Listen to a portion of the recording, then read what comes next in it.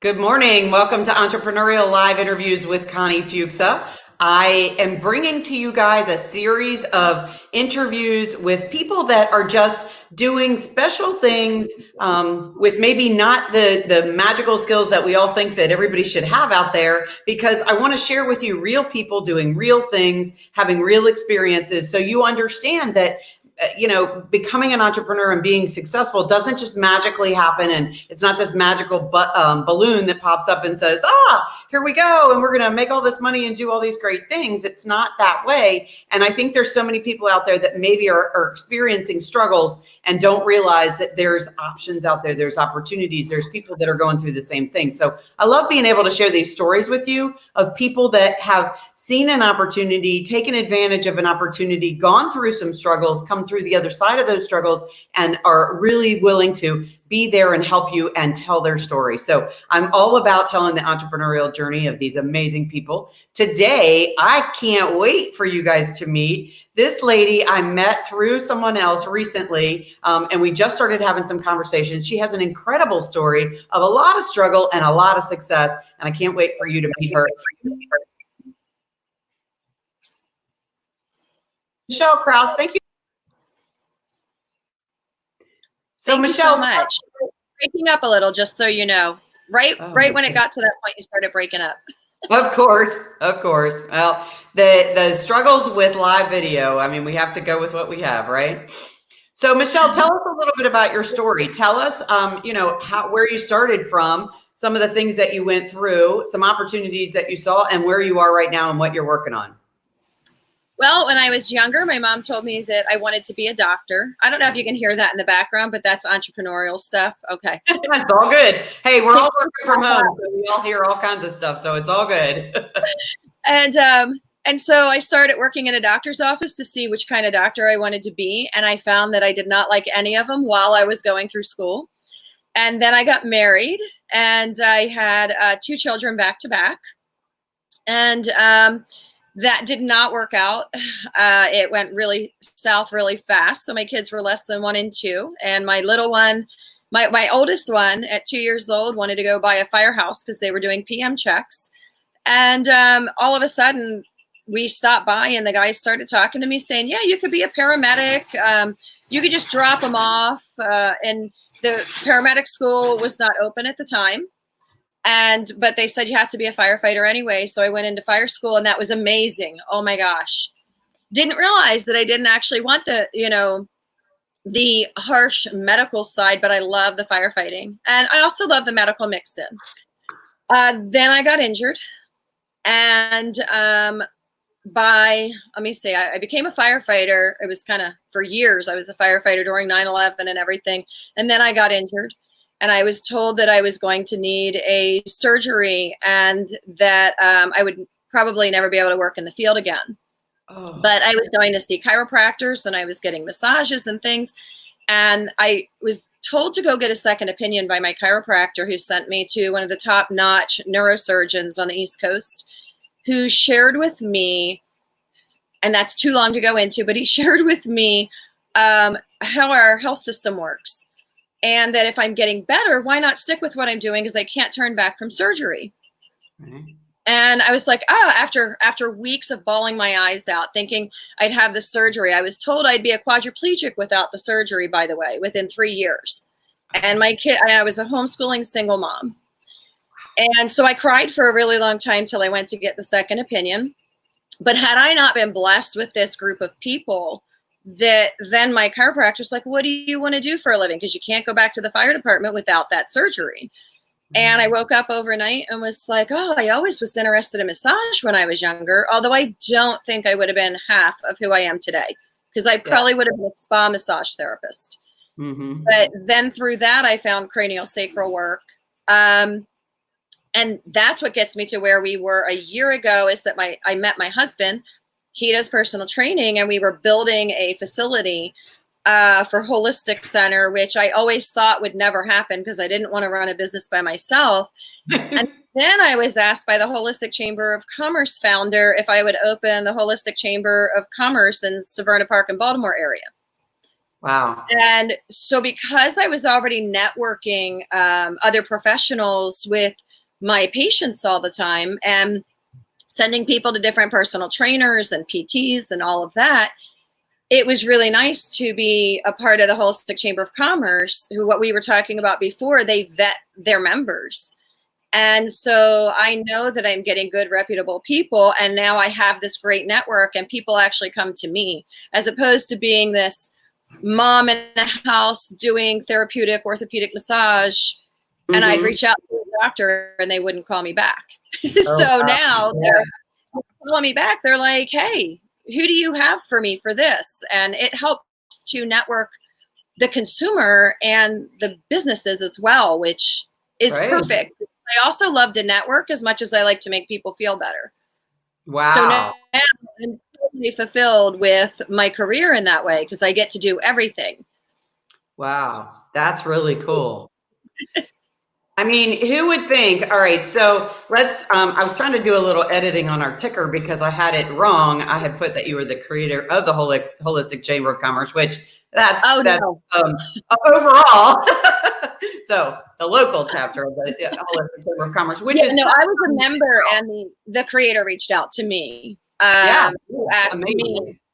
Amazing. So I just wanted to change the ticker a little bit so I had that correct. But so gosh, this story, guys. So Michelle, there is so many pieces here that we need to dig into a little bit. So as a child, you thought you wanted to be a doctor. Your mom thought this was where you were going to go. This was the great idea. And so you checked that out and then realized, no, not really for me. Then went to EMT fire school and said, oh, this is it, you know? And so tell us a little bit about that. So, you know, when you got into that, obviously there was something that touched you and said, this is exactly where I want to be. This is what I want to do. Talk to us about that a little bit, because not everybody gets to the point where they get that feeling and they know what that's about. Oh my goodness. I love learning. I am right now thrilled because the school that I've been working with and I teacher assist for, they're doing online stuff. I am in heaven when I'm learning and doing the cranial sacral work. You're forever learning. Like I even do cadaver classes. So I still get into the bits like I was when I was in college. But the biggest thing I love is being able to teach people to be empowered to be their own advocate, which is also something that you do with entrepreneurs when you're working with them. Sometimes they want to find a way around, you know, what's my passion. Yeah. And so being able to have a group of people through the Holistic Chamber of Commerce, our local one, we're pretty tight. They're also supportive, like-minded. We aren't all in holistic businesses, but we do all have holistic beliefs. And that's what's important about it. And so we all know where each other's coming from that way. So explain to us a little bit more about that Holistic Chamber of Commerce. What exactly, I mean, a lot of us are familiar with the Chamber of Commerce and what it brings to the table, but what's the vision, the passion, the mission of the Holistic Chamber of Commerce? What do you guys do and support, and who are good fits for that? Well, anybody's a good fit if they want to make changes or if they've already made changes. And so we support each other in doing sustainable things for the earth, for the environment, for our health. We have financial advisors. Our financial advisors are they're looking to make a couple of changes in their life, or they already have. It's all over. Oh, you asked about like where I found my passion. I got the one sentence. When you're doing something and you have no idea what's going on around you, and you look up and you realize the whole day is gone. Because when I work with my patients, that's how I am. And I'm a type of person, and I think this is an entrepreneurial thing, where you just are honed in and you're you can't change what you're doing. You can't focus on anything else. That's pretty powerful, but so true. So true. What happens when you're working on a project that you love and you just keep going and going and going, and then look up, like you said, and lunch has passed and you're not even hungry, or you don't eat. It's dark out all of a sudden, and you say, "Oh gosh, what the heck just happened?" I totally get it. Yeah, that's really cool. That's really cool. So when you started working in your massage business, did you work for someone else, or did you open your own practice right away? I started by myself right away. And then here was another educational thing. I got really sick because I had gone through a business school at the same time as massage school. And I got really, really sick. I got pneumonia, and then I got the flu, and then my daughter got the flu, and then I got the flu back. So for 4 months, I was sick. So I started working for someone else who was new. And I loved it because I was helping them and also doing my home business. Nice. And then they started giving pushback when a massage therapist called out sick, they gave pushback to want to give compensation to the customer. Gotcha. And that was when I left. I was like, I'm sorry, but when I'm sick, you get compensation, because if you call out sick, you give me compensation. And you started realizing that you had more aspirations than what was able to work in that environment, and that, when you work for somebody else, ultimately they make the rules. And this is an interesting thought, though, because, we talk to people a lot who start working in the corporate world and then say, I'm just ready to do this for myself. So you actually started for yourself, but you said something very interesting that I'm a little more curious about. I want to know a little bit more. You decided to go to business school and massage school at the same time. Why did you decide to go to business school when you were going to open a massage practice? Oh, goodness. I mean, there's an obvious answer, but what I find a lot of times with entrepreneurs when they start out is they say, I'm just jumping in and then I'm going to figure it out. Yeah, I hate paperwork, and I hate crunching numbers.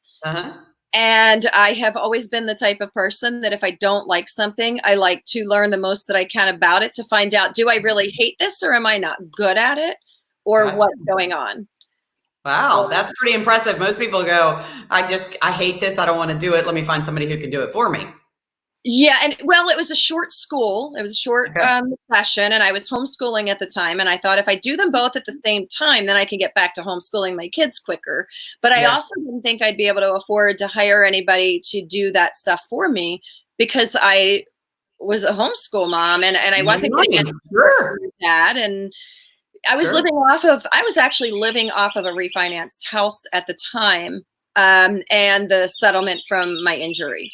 So that's interesting that you talk about that too, because, and thanks for sharing that and being very raw, because this is one of the things that people don't seem to understand is, how bad do you want it and what are you willing to do to get it? So in your case, you had so many different things spinning, but you still were doing it all and going to school and doing these two schools at one time, and so I give you a lot of credit for that, because my gosh, I can't even imagine having. Okay, so guys, everybody who's listening, imagine all your kids at home right now. You're homeschooling them, basically, right? Yeah. You're trying to run your business, and you're going to two different schools at one time. Oh, and by the way, I don't have any income coming in. I have no support. A lot of people have somebody else on their, in their family or whatever that's their support. So Michelle's spinning all of these things at what time? And so tell me, at one point, when did you not say, and then, oh wait, let me go back. And then you got pneumonia and the flu and pneumonia again, and then your kids got sick. And at what point did you not go, okay, enough? All right, I'm just going to work for somebody else. At every point, I did the, let me see. I was sick as a dog. I was losing weight. I couldn't keep food down. I would say 2 or 3 times a week. And then it was, put your big girl panties on, get up, you got to do this. I didn't get my settlement for the fire department until I was 3 years after it happened. So I had no income. And so I didn't get it until I was in massage school. I still had no idea I was going to get it. There was one point where I was told I wasn't supposed to be doing anything, which sent me into a horrible depression for about a year and a half. But I tried really hard to cover that up with my kids. And I think because I'm listening to you and I'm thinking, at what point do you not get into that hole? Because if you had this life-changing injury, obviously you shouldn't be doing anything. You should be resting on the couch or resting in bed or whatever. But you have 2 small children to feed and to give examples to. And so you had to keep figuring that out. And to teach. And I was a scoutmaster at the time, and I was assisting with ice hockey and things like that, which I think kept me going. I do think it was a big mistake, though, to not share with my kids how scared I was. Yeah. Because I still don't think they see that. How old were they at the time? Oh gosh, I think they were 9 and 10. So it's Okay, such so old enough you could have a real conversation. yeah, and it's such a crucial point for them to understand that it's okay for everybody to struggle. Yeah, That was for sure. which is like I mean, this story is magical in the respect that not that this is a beautiful thing. I don't mean to in any way downplay what you went through, but what I mean about it being magical is it hits all of the buttons that I really am trying to share here in the respect that, you've got a person here who got, thought you knew what you wanted to do, ended up changing that path, found a wow, wonderful thing that you wanted to do, had an injury that all of a sudden took that away from you. You had a relationship that you no longer could be in. So now you have your children to take care of as well. So you have that responsibility. You now have to figure out how to take care of yourself and to take care of them, to keep getting up in the morning and jumping through all of these things, then put yourself through school, then finally get a little relief financially. And then you get really sick. And then, it's like this vicious cycle that you went through, but here you are today. So how long have you been, how long have you owned your own massage business? Oh, since the beginning. So around 2006. Okay. But once you get out of school and turmoil though, because if I get sick, it's gone. Yeah. If I have struggles with my children, I would put things on hold. Right. And so let's talk about that for a minute. So if you had it that long, but then you got sick or went through a couple of things, but okay, so let's talk about the Holistic Chamber of Commerce as well. So now you add that on your plate. So your massage business is fairly successful at this point. I imagine you have some pretty consistent clients and so not that you can fall back at all, but you have some consistency going on. So then you decide to take on the Holistic Chamber of Commerce and run that. And now you're dealing with a bunch of other entrepreneurs and their, thoughts and ideas and building this Chamber of Commerce. So talk to us about that progression, because there's another huge step in your life that has a big pivot involved in it too. Yeah, I thought that would be a no-brainer because I already network people and I love to match people up. So, but then it came with the social media aspect, and it's a national business as well as local. So how do I hook up my people that have a business that can be national, which I will eventually with what my husband and I are doing, but not now. So I'm local, but how do I keep everybody happy? And then, I told my husband, I always loved being in the background. I loved supporting his business, pushing him from going from working for somebody else to himself. I love that. And within probably the first month, I was like, wow, I really have to step up because I now have to make these decisions. And I kept looking to other people. Can you tell me what you would do? And I still do. And I actually have found strength in knowing and really bringing out, which I said in the beginning, is that I am only the one that everybody comes to with the questions, but I'm never going to be the only one with answers. So I have my posse that I go to and reach out, and I go to people that I know don't agree with me often, because I find that why go to someone that agrees with me, because there are so many people involved in the HCC. This is really cool because, you bring up a concept that a lot of the entrepreneurs I talk to bring up, but I think it's crucial to share because, you're a person who's gone through a lot of challenges, figured out how to get over those challenges and keep moving forward and developing and building. But so as you, first I find it interesting that you said that you like to be the behind the scenes person, because that's the least obvious thing that you're doing. I mean, the last thing that you're doing is being behind the scenes, but which is fantastic. I mean, I give you a lot of credit for making all of these changes. And I just can't imagine going through the struggles you have. But what I love is that you said, look, I don't know all the answers. I'm going to go find answers. Tell us a little bit. That's one of these concepts that I think that entrepreneurs that have been doing it for a while get. People who haven't been doing it for a while don't get, or entrepreneurs have been doing it for a while and, have been going pretty well. And then all of a sudden hit a wall. They forget that they need to find somebody to reach out to ask questions, to ask for help, and not be in this individual bubble that you just got to figure it out and hope it works. So talk to us a little bit more about that, because obviously you figured that out, that you need to reach out to other people and look for referrals and look for people that can help you.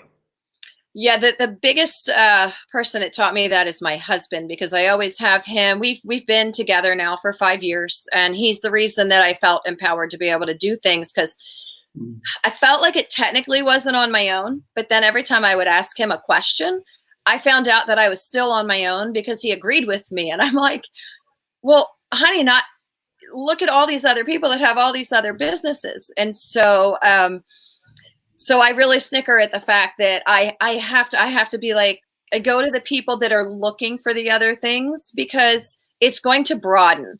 And was it Einstein that said that insanity is doing the same thing over and over again and expecting new results? And I was moving into the holistic business, our holistic center, which I never thought would happen, but my husband had to be here for another 6 years with his business. And I thought, hey, for 6 years, let's run a holistic center. How much harder can that be? And then the comes up with that. Like literally they opened within 3 weeks of each other. Wow. And I had no idea about social media or anything. And so I reached out to a girlfriend who really, and I'm not going to call her out because she's a behind the scenes person, but I have a group of like 7 now. Okay. They completely think different than me. Yeah. And they also, some of them do social media, which I don't care to do. Okay. I do the social media. We do a podcast now with the HCC, which I hate being in front of the camera, which I'm here with you now. And I actually reached out to you just so you guys know. I was going to say, guys, you need to understand she reached out to me. So for the person who doesn't want to be on here, I didn't scout her out. She found me through someone else, which is fantastic. Good job. We don't grow. Yeah, we don't grow without putting ourselves in an uncomfortable position. And Mandy Slate said the other day on LinkedIn, and I had to comment about entrepreneurs being scared.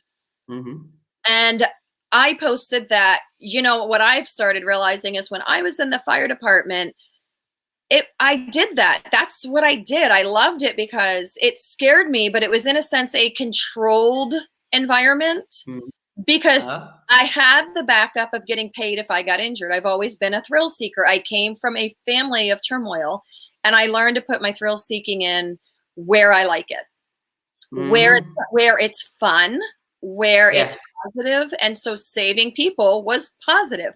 Well, I'm still doing it in a quiet way. I'm in a very quiet room. The Holistic Chamber of Commerce, I also feel like I'm behind them as opposed to trying to be in front. But I am trying to get myself on the podcast more because I'm uncomfortable with it. And I was told your first 100 video productions are your worst. Hey, you know what? The thing is, I do a lot of live broadcasts, and one of the things I'll tell you is, if you are good at it, you waited way too long to start. People want to see you as you, not as some video star. It's like all of the beauty is right now is all these people are getting on Zoom meetings and doing stupid stuff by accident. People that are working from home and their kids are climbing all over them. I saw when this all first started, Jimmy Kimmel was doing his live show at home, and his kids were climbing all over his head, and then his cat climbed on him. But that's us. That's human beings. That's what happens. And so when you're doing providing information, it doesn't matter what you look like. It really doesn't matter that you're perfect. What it matters is that you're genuinely, consistently providing information. So. Well, it's funny that you say that, because on our online workout last night, we do a live workout, and my husband was telling me to do a demo because our holistic center is a fitness center as well. And he wanted me to do a demo. And my husband has a history of tripping over things and constantly falling. He'll hurt himself horribly in the middle of training in person and on these lives. Well, last night, he told me to lay back, but he was behind me and I didn't see him. And I laid back and he lifted his foot and he stepped on my head and on my eye. But it's so natural. It happened. And of course we weren't doing a video of that one. That's funny. We have this all the time. I said, of course you didn't do a video of that one because that one was really good. Right. So Michelle, let's talk about just for a second, what is the, when you're talking about the Chamber of Commerce and or your business, what is the the thing that gets your hair on your arms tingly, the thing that makes you just know that you're doing exactly what you should be doing. You know, when in all of our businesses, there's always a point where we go, oh my gosh, I feel amazing. This is why I'm doing this for a living. What is that? What is that for you? So with the Holistic Chamber of Commerce, it's a little bit easier when we start getting more followers on the podcast, when people are engaging in social media, and when I make a link because there's so many different angles for me as president. Mm-hmm. But when I make a link between businesses and I see them, and this has been me forever with friends too, when I see them hanging out together, I love that. You like the connection. For my business, it's a little bit harder to explain because I don't just do massage. I do the nervous system because of the cranial sacral work. So I can feel when somebody's pain goes away when I'm working with them. And then they will, and I'm in the middle of this one exam, and their body will do certain things, like they'll either exhale or take a really good inhale, or you just feel everything just softens and lets go. Nice. Well, see, only people who do that for a living could figure that out, but that's okay. We don't need to know exactly how you do it. I like to see the magic in your face when you talk about it, because this is the behind the scenes of the entrepreneur life, in that that's the thing that keeps saying, I'm going to keep doing this because I found my sweet spot, and I'm just going to keep refining whatever that sweet spot is. So that's wonderful. Michelle, tell us when you see people smile, right? I mean, like you're saying. Yeah, absolutely. You know, when people get off the table and they smile, or they say, "Can I hug you?" Absolutely. Oh, nice. You know, that's just so heartwarming to know. You've done it right. Yeah, exactly. So if you had a piece of advice that you could give to someone starting out any business, or somebody who happens to be stuck in the rut right now, and they're just like, never mind, I can't do this anymore, or self-doubting themselves, you know, I'm just not good enough to do this, or somebody has down-talked me too much about this. What's your thought? What's your piece of advice, one or two pieces of advice you could give somebody who is going through the entrepreneurial struggle, or has just talked themselves out of what they're doing? It's kind of a three-part, I believe, from what I figured out while you were talking. One, if people are talking negatively to you about it, then avoid that conversation with those people. Find somebody who has done something similar. Find somebody that you admire to talk to, and make sure that they're an entrepreneur as well. Because I'm sure, as you know, being an entrepreneur, it's very hard to talk to somebody who may work at a government job and have them understand even what we're going through today. Mm-hmm. That keeps us motivating and wanted to go when, like, my business is completely shut down. Yeah. So, I mean, I'm doing online stuff right now with people and with my regulars, teaching them to do the techniques we've done. Yeah. You know, but it's not the same. And I miss the one-on-one. And so to have those people say, well, what if you get sick? What will happen? What is that going to look like for you? Because if you're having trouble when you start, if you start having trouble while you're in it, you can't bail out. Yeah. So you need to find the things that motivate you, and those people will help you know that. You don't want to find people that necessarily agree with you. Right. But you do want to find people that challenge you and ask good questions. There's also a great program called Landmark Worldwide that I went through, which was my big changing event of, well, you've been in a lot of relationships that, reinforce this, self-sabotage. Mm-hmm. That was probably one of my biggest changing moments. And there's also a really good book, and you can relate this to a career as well. It's called Intellectual Foreplay. It is outdated. It does not have social media in it at all. I think that there's a lot of good books out there that are much before social media that are still very relevant right now. Well, and this book is awesome because it's not designed for you to read it all at once. It's a book of questions, and it teaches you about yourself. So you'll read 3 questions, and you'll sit on those 3 questions for like 3 or 4 days until you really hit your aha moment of the answer. Mm-hmm. And it's incredible. And then recently, before I took on the HCC, my masterminds group, we all did a book called Strength Finders, where you take a test. And that is what helped me go forward with the HCC. So I'm always out there trying to challenge myself. And I'm not somebody who just wants to sit at home and be complacent or work a 9-to-5 job. I tend to really go down the rabbit hole. Well, a lot of people will say that entrepreneurs get bored easy. So that's why we keep reinventing and spinning. And sometimes we let other things get in our head that don't belong there. So, Michelle, tell us in 10 words or less, if you met somebody new or a group of new people, how do you explain what you do for a living? Oh my goodness. 10 words or less. Yeah. I help others to learn to become advocates for themselves. If I can, I educate them, or I network them to somebody else or something that can help them. Nice. No, that was cool. I don't know how many words it was, but it was close. That sums up both. Yeah, it absolutely does. It absolutely does. And both are very important in your life. So that was perfect. And, I think as we wrap up here, one of the things that, you and I have talked about, but that really fits in your particular business and your circle is that you do help people feel better, find their way to better health. But, in any business, we don't know it all. And the ability to have a network of people that you can refer people to that can help them with other things that you can't help with is crucial in the entrepreneurial world. So you tied it all together with a nice bow, and it was fantastic. So I appreciate that. Thank you. Yeah, absolutely. Michelle, is there any things that you support that you'd like to share, or any upcoming activities that you want to share with everybody? This is your 5 seconds to plug your whatever, whether it's a charity or something you have going on in your business that you want to plug and let everybody know about today. Well, I know that SPAN, Severna Park Assistance Network, I think they actually changed their name, but they're collecting food drive this weekend. And then the Holistic Chamber of Commerce, we are having our meeting, and we are hoping to get it more national. Monday night at 6:15. It's a Zoom. You can find it on the Holistic Chamber of Commerce Severna Park page. Okay. Going like that. Subscribe to our podcast. And if you're having any pain or anything like headaches, migraines, neck pain and lower back pain, I am available by phone, and I can teach you some things that you can do on your own that can really help.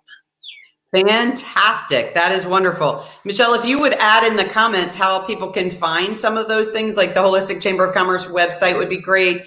Your website, if you have one, your contact information would be great. And if somebody wants to find you, tell us what those where are you? Where can we find you? Sounds great. Thank you so much, Connie.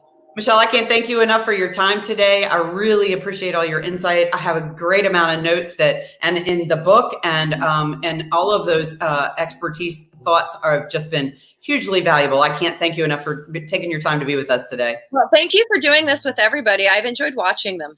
Awesome. Thank you. Well, guys, if there's anybody out there, or Michelle, if you know anybody that might want to share their story, share their journey, so that you can help others and, so we can share your business. I would love to be able to talk to you about that and do that. The schedule has freed up a little bit recently. So I have some times, and I would love to be able to fit you in there. So if you know somebody that you think would be a great person to get on, or think they need to tell their story, or they've been through some things, or even if they haven't, and we just want to share their entrepreneurial journey, I'm all about it. So I'd love to be able to share that. And for now, I'm going to say goodbye. We have other interviews the rest of this week. And as with others, I am going to post this on my YouTube channel. So if you want to see other interviews that you might have missed, go to my YouTube channel, Connie Fuksa, and subscribe so you don't miss anything. Also go to my website, conniefuksa.com, and you can download all kinds of free materials that you can look at that can help you in your business, but you also can see all the recent posts that we have there as well. So I hope you guys are having a fantastic middle of your week. I look forward to talking to you again real soon. Thanks for tuning in see, it happens to all of us. The step on the face. Entrepreneurial Live interviews with Connie Fuksa. And it's been my honor to have Michelle Krause on us with us today.